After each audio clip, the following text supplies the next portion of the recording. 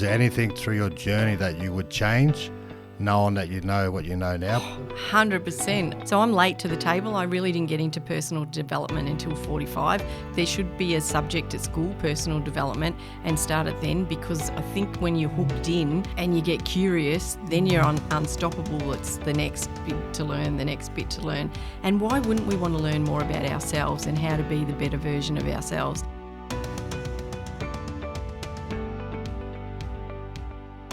Hello everybody and welcome to the Founder Podcast. My name is Ben Maher.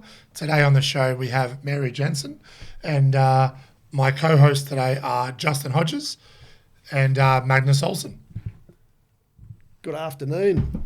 Let's kick off briefly, and if you can share a bit about Empower Services for us, Mary. Thanks so much, firstly, for having me here. That's awesome. Empower Services is a team of high-performing executive coaches. We've all got more than 20 years business experience first and foremost before we've trained in the coaching skills. So it's a lot about human behaviour, about changing the mindset. Executives know that they have more in the tank, they know what they're capable of, and they run into brick walls very, very often, and they don't know how to move those brick walls. So we come in and we either go under them, over them, around them, or we can even teach them to go through them.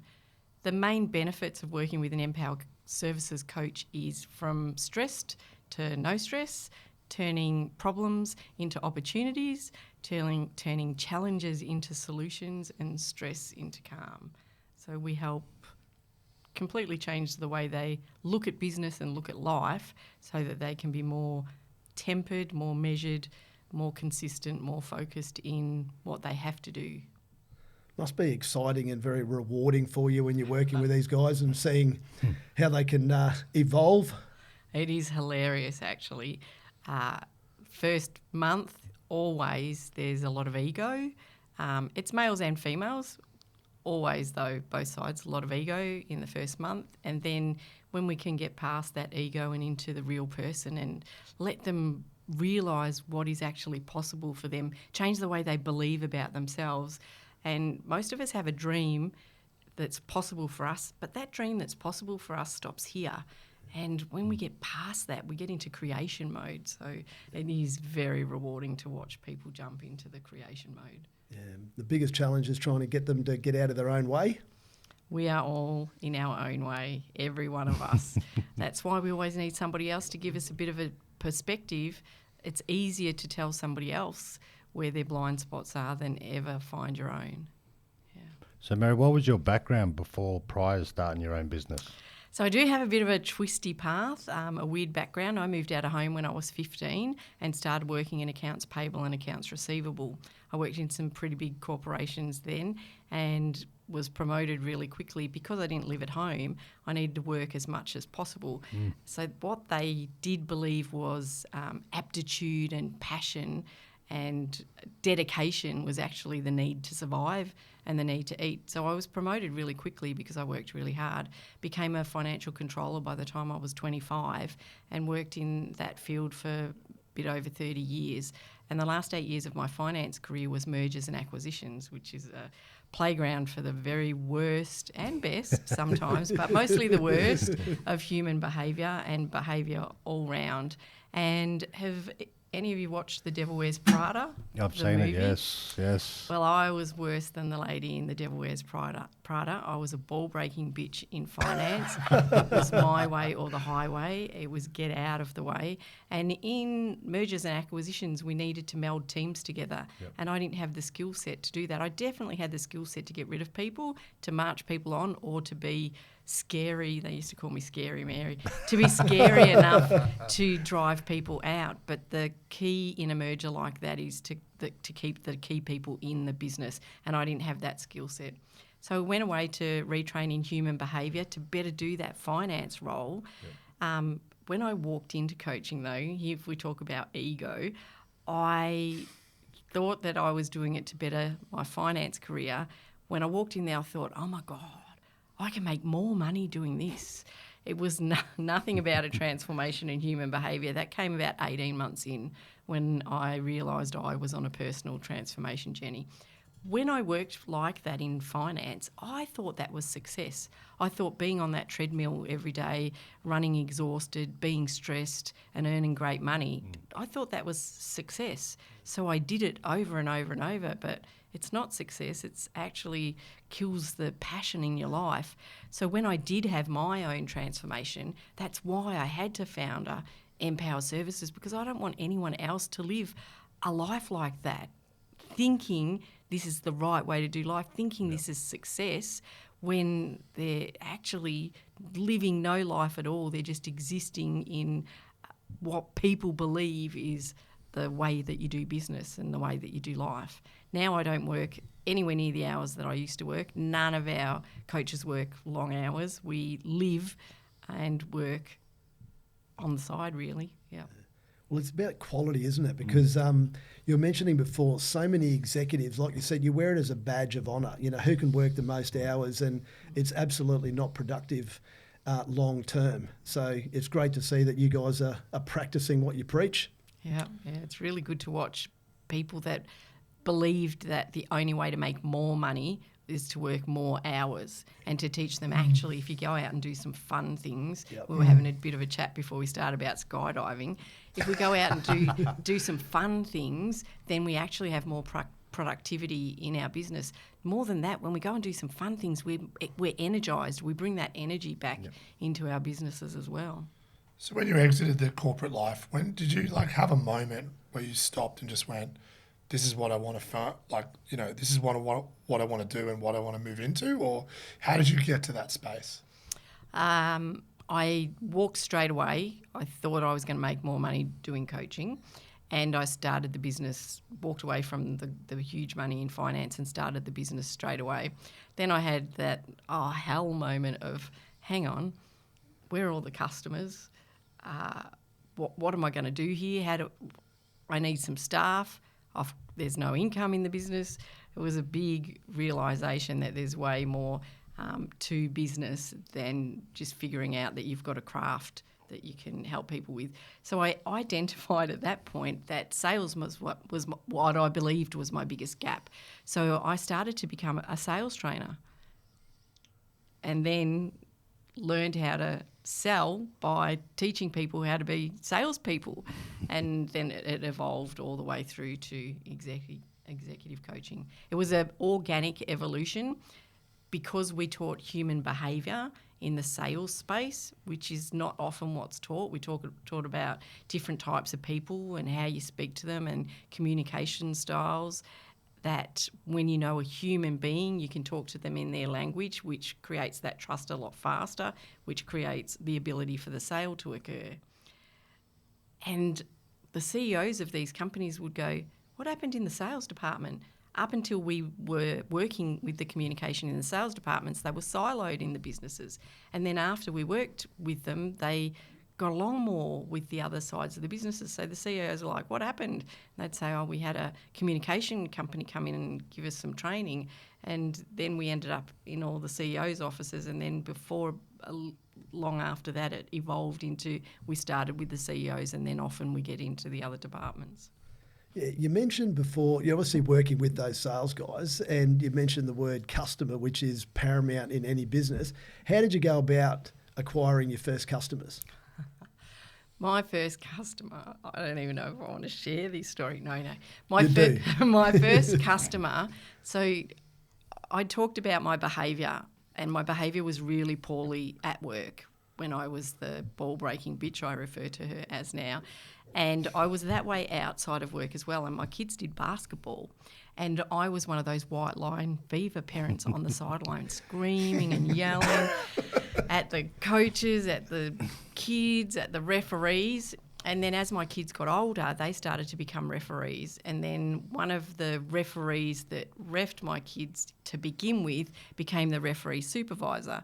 And my kids didn't have their licences yet, so we'd have to drop them off and pick them up for their reffing shifts. Often we'd go to pick them up at the end of a shift, and they'd say, can they do one more game? Can they do two more games? And we were sat there.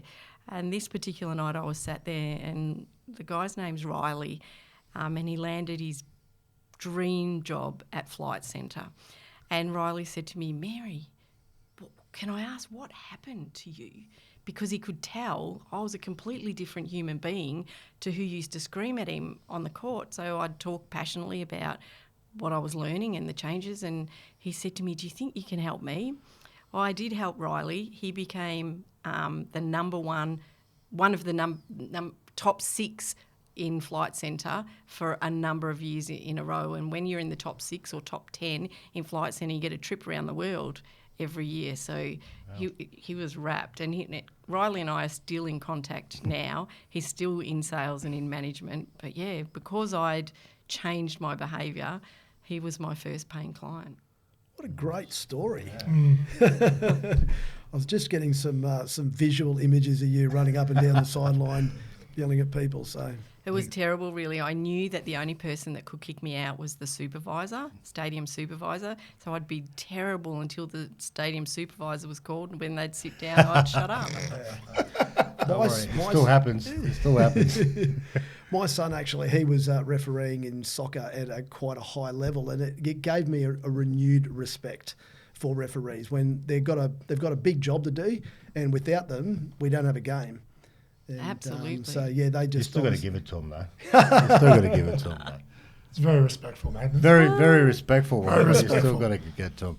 So I think for me, Mary, my next question is, I'm no good at AI, right? I have no idea how it works, but how has that impacted your industry and what have you done? It's a really great question. AI when anything changes, we get the early adopters, the general crowd, the late adopters, and there's always outliers as well. So many people say to me all the time, don't you want to fit in? Don't you want to be normal? Well, I'm never the person to want to fit in and be normal. I'm more than happy to be an early adopter. I love being an early adopter, and I also like to be an outlier. Have you read the book, The Diary of a CEO? I haven't got to that one yet. Stephen Bartlett. He's also got a podcast. He was over in Australia. He's from London. He was over in Australia a couple of months ago, and I was lucky enough to have a chat with him. And I asked him that question. I said, often in business, when there's some noise over here, there's something going on over here, and that's really the thing that we need to watch. So I said to him, if AI is the noise over here, what's the bit over here that we need to be watching? And if you're listening to this as an audio, I'm going left to right, the here to here, the opposite ends of the pole. And so Stephen Bartlett said to me that when the AI is rising, so is the people needs. So we think that AI is going to replace a lot of the people needs, but no, we're going to need more people needs to help with the AI working together. Firstly, we need to train the AI. We're in lots of discussions about AI. I'm in quite a couple of different groups where we talk about these things, and they're like, if we can AI a partner to talk to us in the best way possible and answer, I've got you laughing already, answer all our needs, what else are we going to need? But I think maybe we need touch more than the words, and it's going to be really interesting because, yes, they're going to have the words to sound like a human being, and we've got videos even being created, so they can create a copy of you. I can get an AI to do videos of me. We're not doing that in our business as yet because I love speaking and being on the videos. I'm not saying that will never happen though, because for time we only have one person doing content when we could be pumping out that content with the one person's out running a training. So I'm not saying that it won't be like that, but I think that we need to understand that things change all the time, and adopting change early is a great way to go as a business. None of us want to be Kodak and not adopt the change and find ourselves out in the cold. So I think AI is great especially for our business coaching. We can utilise it for data mining to give us content ideas, but I think that we still need the people to go further with the ideas. I use it a lot to do dot points of something that we're going to train on or something that we're going to teach, but I still have either my eyes or my content writer's eyes go across and humanise it. And you can humanise AI. You can get it to give you something, and then you can say, make it repeat this the same as a professor, and it will create whatever you've written or got it to write in a more professional way, or let it sound like slang, or you can even tell it to sound like a particular person. Yep. You can do all of those sorts of things, but you still need to sort of have the knowledge of the training or the content that you want to share to somebody else. It doesn't know how to market exactly what you need to market. You can tell it who your target market is. You can tell it your avatar. You can tell it the persona. You can also tell it to sound everything. But the big part there is we're the ones telling it. Yeah. Yes, it produces the output, but it's still I don't know that it's going to learn to prompt itself. It's certainly here to stay, isn't it? We need to embrace it. Yes, yeah. There's a lot of fear around it. I was in a Won't get me. mastermind recently. I don't know that it's ever going to toss a ball or kick a ball or catch a ball, but it might. never know. It might be able to give you pointers. You might be able to put a video into it one day and it give you pointers on sharpening your skills. So in terms of strategy, in terms of AI, and in terms of when you started your company and you founded this new amazing thing, what were the marketing strategies that you implemented to sort of help it grow and develop? So for any of the listeners out there who may be thinking, "Wow, this has been such an impressive podcast so far, but how do I do this? How do I grow this? How do I expand?" Do you have any tips and suggestions? I'm not very good at marketing. Our marketing is all offline. We all market through word of mouth. We do have a strategy that we have a sweet spot in our first program at the 5-session mark. So at the 5-session mark, we ask every client, do you have two or three more people in your network that would benefit from the work we're doing? So we lead gen internally that way. I'm a very social person. My husband is an introvert. I need people. I need people to survive. So I network a lot everywhere, all around Australia and globally if I can. About 6 years ago we were in Las Vegas. That's where we skydived, which we were talking about before we jumped on the podcast. Where else? And I dropped a pin in and said, Australian renowned speaker available in Las Vegas, and I got a couple of speaking gigs over there. So you can use marketing in many, many different ways, but I think you've got to do it your way. I would love to nail online marketing. We haven't done that yet, and it would probably be a good thing in the future because then I could spend more time training more coaches and then helping a wider spread of people. But we're not there yet at the moment. Ours is really face-to-face. All right. Now let's have a chat about pivoting. Like we all went through COVID, and that was a real struggle. A lot of small businesses went under, and you obviously dealing with business owners and coaches. What advice have you got out there for people to be able to having that agility to be able to pivot? Because we're not ever going in a straight line. Shit will always happen. And will always happen. Yes. So what's your advice around that? So pivoting so be prepared to change always. People think that you can't change. Every year on my birthday, I wake up and evaluate. And I said to my husband this year, the meditation has been pivotal in my change. And he said, no. And I was shocked. And he said, first came the gratitude. And I said, gratitude was pivotal. And then he said, no. And I was shocked again. And then he said, you chose to change. And I think that's part of pivoting. We need to choose to make a change.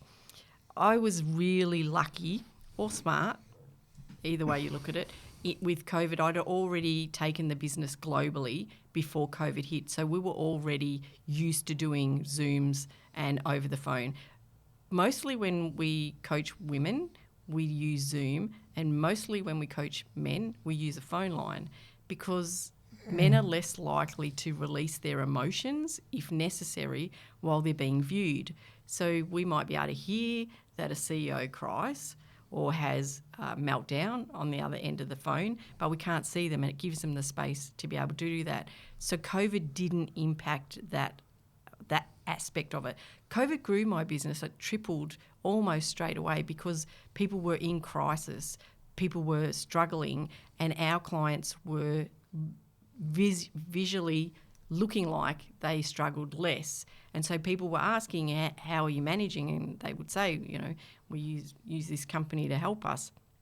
Lots of people thought about closing their business down or hibernating businesses. One of my clients said, it was a legal company, said, I've got to hibernate the business, I've got to hibernate the business.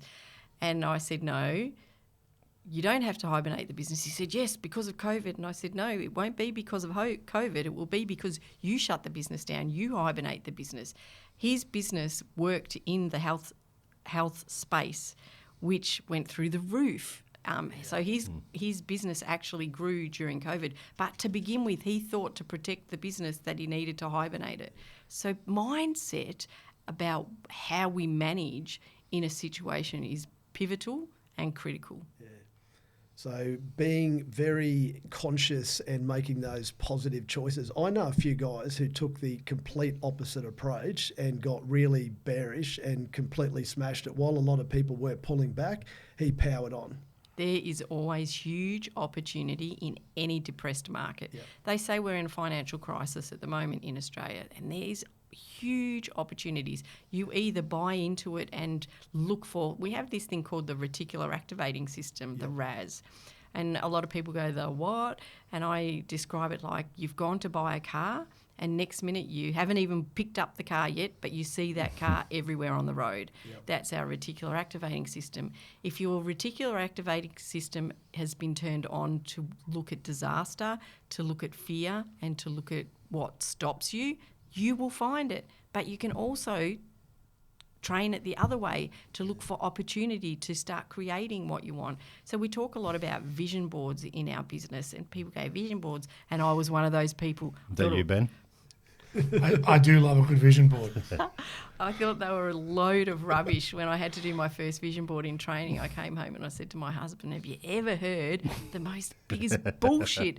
So he said, well, what's the criteria? Go bigger and better than you can think and then double it. And he goes, well, go wild. So I did. I put some jet skis on there. I put a Mercedes on there. I put a holiday house by the beach on there. I put grandkids on there.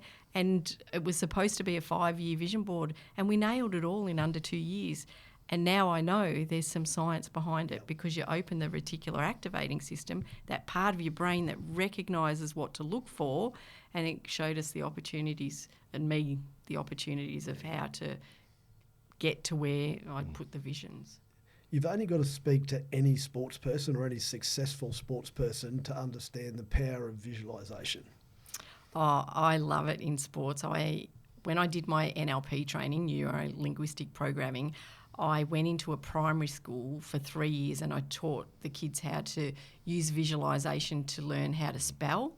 But there was this one little boy in particular, they were two brothers. The younger brother had a very negative attitude, but the older brother was really open to learn. And I taught him about visualising nailing a 3, shooting a 3 in his basketball game. Anyway, I'll never forget this day. He races in on the Monday morning and he's so excited and he says, I hit it. I hit a 3. I didn't only hit 1 3. I hit 3 3s. It works. This stuff works. And then the session next was his brother, and his brother walks in and goes, I know you've got my brother conned, but I'm never going to believe that bullshit. So one of them's followed the process and is probably going to take that into the rest of his life. And the other one's denied the process, and hopefully his brother's done it enough for him to be convinced and change sides. People are always going to hate on things though, aren't they? Oh, I know. Yep. They're putting the word toxic in front of my positivity. I'm not very impressed about that, but it's something that's happening. So if there was like one thing that, people who are listening, watching to this podcast today that you could give to inspire our audience, what would it be? What would be that one message that you just want to really give them to take away from this? It doesn't matter what debilitating start you had or what has been in your way at all. There's actually a great book called The Obstacle is the Way that I also love. We can choose to change it. It's not what the thing is, it's how the story we make around it. I used to be quite religious in my younger day while I was still programmed from my parents, and between 15 and 22 I believed that if I went to church before I went to a job interview, that I would get the job. And I also believed if I didn't, then I wouldn't get the job. And one job interview I had at 7 a.m. in the city, and there was no church open. I couldn't get to a church. What did that belief do? That belief made me believe and act confidently, certainly, that if I made the effort, went to church, I would get the job. And it was self-exposing that if I didn't do it, then I didn't show up with certainty. I already thought I wouldn't get the job, so I answered the questions like I wouldn't get the job. So if we have a belief that is holding us back, we need to just investigate and get some evidence to shift that belief. And when I do a keynote, I say, who here believed in Santa Claus as a kid? And then I go on and do the keynote. And then at the end I say, so who believed in Santa Claus as a kid?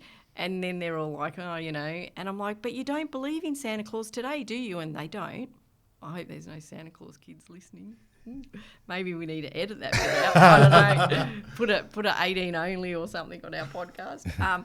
But we need the evidence, because we did truly believe in Santa Claus as a child, and then when we got the evidence that it wasn't true, we didn't believe anymore. So if we have a belief that's debilitating us, we need to search out some evidence to shift that belief to being what we want to get us to the end game. Yeah. Well said. I think just for me, Mary, I think when I think about rugby league and setbacks and comebacks and all that stuff, so I think my question would be around, is there a moment throughout your life, and obviously the business that you run, is there a moment where you've been backed into a corner where things haven't gone quite well? And how did you get yourself out, and what type of people did you turn to get that motivation back and get that spring back and get to where you want to get to as we are sitting here today? That is the best question ever. So I'm riding high, building a dream job, think that I've got all the answers to the excellent life and beyond, and the universe stuck me with a hysterectomy. Oh, wow. Oh, wow. Yeah, it was in the middle of COVID, so I could do it under the radar. Many people that knew me didn't miss me because I wasn't not networking, because nobody was. Yep. It really gave me a mindset shake-up, because it nearly debilitated the business. We had a couple of key people, myself and my EA, as key person risk in the business. So it opened up key person risk. It gave us some really good opportunities to train people, cross-train people in the business. Yep. But it really shook us. It really shook me. Yep. I was down the rabbit hole. I'd learnt all this positive behaviour and positive thinking, and next minute I thought that my hysterectomy was going to turn into something even more sinister, and I was back down that rabbit hole. So when you think negatively, you open the reticular activating system up for negative things that you find, and I was doing that. And I remember I was driving down a particular road after I'd been to the gynaecologist and had an ultrasound, and I was pity-partying pretty severely and back into negative thinking, which I lived in that negative thinking for the first 45 years of my life. And I drove down this particular road that I knew has a speed camera, but I was in my head and I zoomed straight past, and I'm like, no. So I pulled over and I said, Mary, you know this stuff. You are doing this to yourself. I physically got out of the car and drew a line in the sand on the side of the road and said, that's enough, and turned it back around. Wow. Went back to my gratitude practices, my exercises in the morning to feel good, and started the spiral going back up again. But yeah, I did hit that wall, and I did think I was going to lose the business at the time. So are you a little bit of a morning routine? Do you have some morning rituals, some success habits? Now I am. I believe success leaves clues. Yes. And it's been an 11-year journey building my practice. I used to start when I heard about a gratitude practice in the morning that, you know, Tony Robbins does it, Oprah Winfrey does it, Steve Jobs, like Richard Branson, all the greats. So I'm there. I'm grateful for Derek, that's my husband. I'm grateful for Stephanie. I'm grateful for Adrian. I'm grateful for Claire. And I'll be grateful when this damn grateful practice starts to work. And I gave it a good crack for more than 12 months like that, thinking there'd be a turning point. There's something, that magic that's going to come along and change it. For me, writing down is not the thing to do.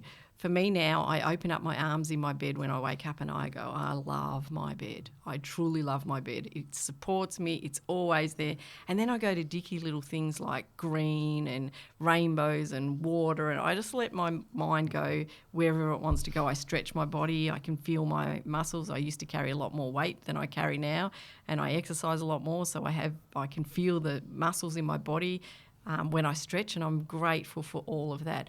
And then I jump out of bed and I've got on my ensuite mirror all my I ams, and it starts with I am a genius. And my husband laughs if he ever sees me say that, because he believes I'm not a genius in his mind. But I believe, and this is the thing about beliefs, it doesn't matter what somebody else believes or not. It matters about our own, yes. And I do believe I'm a genius. I mastered finance for more than 30 years, and they say 10,000 hours is mastery, and I've well more than that. And now I've mastered mindset and human behaviour. I've got more than 20,000 hours in that as well. And I do believe I'm a genius in the things that I do. And whenever the word genius comes up, he looks at me and laughs, because he believes that I'm not the genius. But that's my first one, I'm a genius. And my second one's I'm a girl. And then I go into I'm courageous and I'm unstoppable and I'm invincible. And Yeah, it's mad. the regular ones. And then I do some meditation. So I'm trained in transcendental meditation, which is silent meditation, something I never ever thought I would do. I had that monkey mind that never shut up and thought I would never be able to meditate. And across the time while I was learning, I used to meditate with guided meditation while I was walking on the treadmill. And I thought I was doing great because I was achieving two things at once, my meditation for the day and my exercise. But I did later learn that I wasn't present to either activity.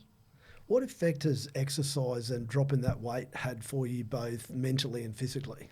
Well, it's turned me into a crazy woman in another way, because I've got into water fasting and I'm very much studying the effects of what they call the 4 horsemen, so diabetes, heart disease, Alzheimer's and cancer, and what we should be looking at far further, in our 20s and our 30s than when we start having symptoms when we're older. So it's changed everything really in my life. I said to my husband the other day as he farted, I said, if you had better digestion and ate better foods, then you probably wouldn't feel like that. Yeah. So I do go down the rabbit hole deep when I want to learn a topic. Yeah. What about from a business sense? Like, do you think that your mind's got more clarity, you've got more energy? Is there something else that you guess, teach and talk to your other coaches about? Yes, we do. So we're continuously listening to and reading books, and then we share what we learn in the books. We share it not just from me telling them what I believe, but we let everybody share, because all different minds pick up different things. Yeah. And what I think might be a great way to help someone break through, someone else has got a better idea. So we all read the same books at the same time and then talk about the bits that we pulled out of it. Learning is a great way to keep your mind active. I'm not sure if you've seen Chris Hemsworth did a documentary in COVID called Limitless. Yep. So he did five series. So he did water fasting, he did strenuous exercise, he did mindfulness, he did the cold water, and then he did one called acceptance, because if you don't have the ability to extend your life, one way or another, you're going to have to accept it is going to come to the end. But I listened to the radio last week. I was blown away. They were talking about an Ed Sheeran concert, and Chris Hemsworth was the drummer. And then they went on to say on the radio that he's doing the part 2 of the series, and that learning a musical instrument helps stave off dementia and helps keep your brain healthy. So learning is critical.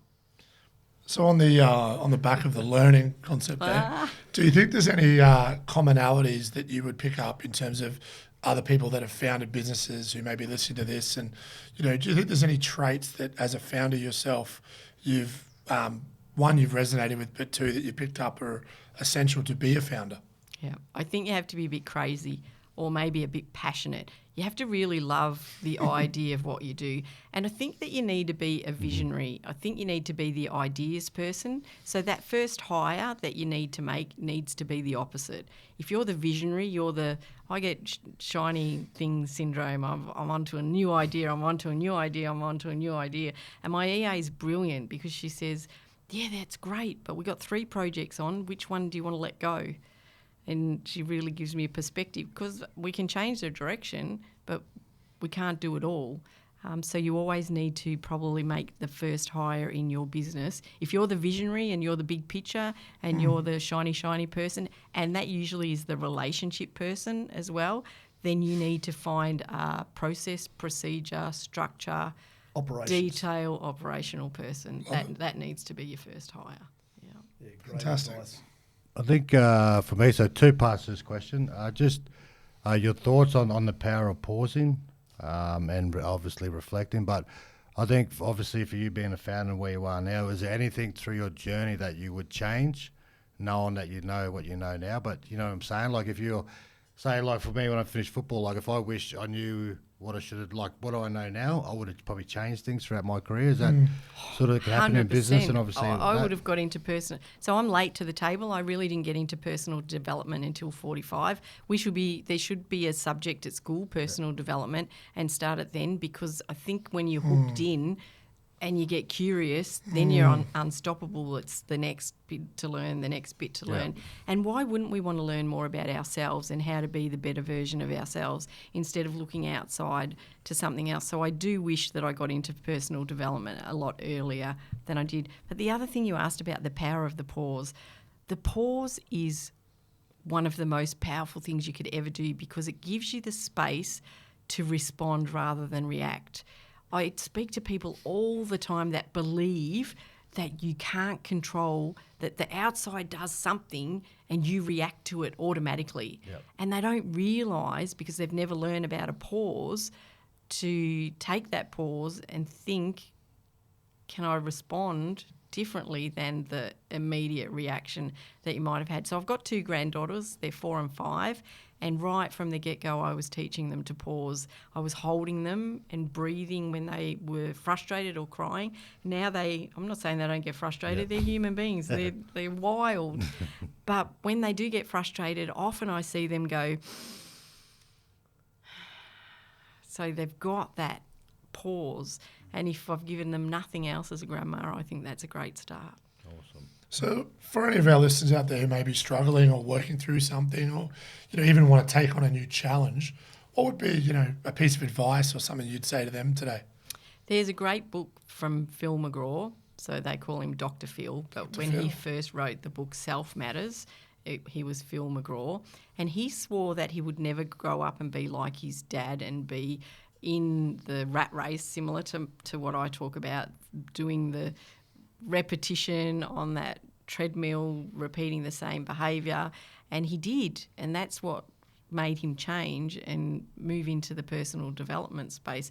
So he's got his great book that's a great starter is Self Matters, to start thinking about your defining moments. Start thinking about the things that happened to you in your childhood that make you believe what you believe, and maybe have a look at them. Because I had a teacher in grade 4 who told me you can't cut straight. And until I did my transition at 45, I was still living into that silly belief that I couldn't. And when I did my training, I was like, oh my God, I'm 45. Of course I can cut straight. And from that moment on, I could cut straight. It's just nuts. But because I'd never looked at it with an adult lens, I still bought into the belief that someone else dealt me. All right, before we get into the quick fire questions, have you got anything to add, Hodjo or Benny? Look, on behalf of all of us, I just wanted to say thank you for coming on the show today, and we're going to end with a bit of fun today with these quick fire questions. So, Get man ready. just does enjoy them. So, Yeah, strap yourself in. You ready? I'm ready. All right, define what success looks like for you. Happiness and peace. Worst decision you ever made. Careful. Worst decision I ever made, being promiscuous as a 15-year-old. Something we should all do more of. Meditate. Best part of being a founder. You get to drive the bus. Favourite quote? It's Albert Einstein. You can't solve the problem with the same mind that created it. Greatest fear? Failing. Advice to a younger self? Don't ever stop. You can have anything you want. There's no compromise. The greatest lesson that you've ever learned?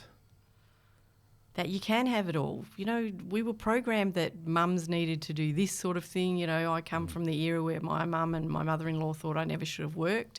And people, you sacrificed raising your children to have a career, and there doesn't need to be a sacrifice. It all happens in our mind, between our heads, between our ears, whether we think we have something to be guilty about or not. The stories all sit in our own heads, so write a better story in your head. Well said. If you had a billboard, what would it say? Self matters. What makes you cry? Love. A must-have quality to be a successful entrepreneur founder. Resilience, persistence, curiosity. Thank you so much. It's been awesome having a conversation with you today. No, it's been awesome. Yeah, for me, like I said, there's some of those questions that I wanted to know answered. That means a lot to me. So thank you, and hopefully the listeners got something out of it too. Thanks for having me. I had a lot of fun before, during, and maybe we'll have some more fun after. Ben. Yeah, no, and look, just to chime in at the end, thanks so much for enlightening our guests on your journey and being so raw with your responses. Thank you.